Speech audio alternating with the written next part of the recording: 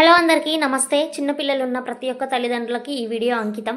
పిల్లలు పుట్టినప్పటి నుంచి పిల్లల్ని చాలా మంచిగా అల్లారు ముద్దుగా ఎంతో ఇష్టంగా పెంచుతాం. ఒక 1 ఇయర్ 1.5 ఇయర్ వరకు వాళ్ళని తిట్టకుండా కొట్టకుండా చాలా ఒక గాజు బొమ్మ లాగా పెంచుతాం కదా. కానీ వాళ్ళకి ఏజ్ పెరిగే కొద్దీ అంటే మనసు పెరిగే కొద్దీ చెప్పినట్టు వినకుండా అల్లరి చేయడము, ఒక దగ్గర కూర్చోమంటే అక్కడ కూర్చోకుండా ఇల్లు మొత్తం సదిరి ఇల్లు మొత్తం పీక్ పందిరేయడం అట్లా చేస్తుంటారు కదా పిల్లలు. వంట చేసేటప్పుడు కానీ బట్టలు ఉతికేటప్పుడు కానీ ఇంకేమైనా పని చేసేటప్పుడు పిల్లలు చెప్పినట్టు వినకుండా ఒక దగ్గర కూర్చోమంటే కూర్చోకుండా మనని ఎక్కువ సతాయిస్తే తిడతాం, అరుస్తాం, అవసరమైతే 2 దెబ్బలు పీక్తాం అనమాట. సో అట్లా కొడుతుంటాం పిల్లల్ని కొన్ని సార్లు అల్లరి చేస్తే. ఎప్పుడు అల్లరి చేసే పిల్లలు ఒకేసారి సైలెంట్ అయితే ఏదో చేస్తున్నట్లే కదా. అయితే రీసెంట్ గా మా ఇంట్లో జరిగిన ఒక చిన్న ఇన్సిడెంట్ ని మీతో షేర్ చేసుకుంటాను. అయితే ఆ రోజు మార్నింగ్ నుంచి మా పాప నన్ను ఫుల్ సతాయిస్తుంది అనమాట. అసలు చెప్పినట్టు వినట్లేదు.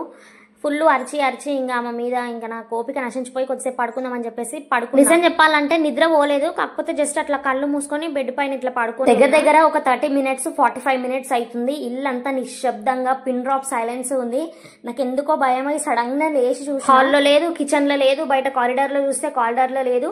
లాస్ట్ వాష్రూమ్ లో వచ్చి చూస్తే మొత్తం వాటర్ అన్ని పోసుకొని ముద్ద అయి తడిచి వాష్రూమ్ లో కూర్చుంది. అసలు అప్పుడు ఊపిరి పీడ్చుకున్నామని చూడగానే అమ్మో పిల్లలు అల్లరి చేయాలి, అల్లరి చేస్తేనే బాగుంటది. ఇంట్లో అల్లరి సందడిగా లేకపోతే అసలు తట్టుకోలేము.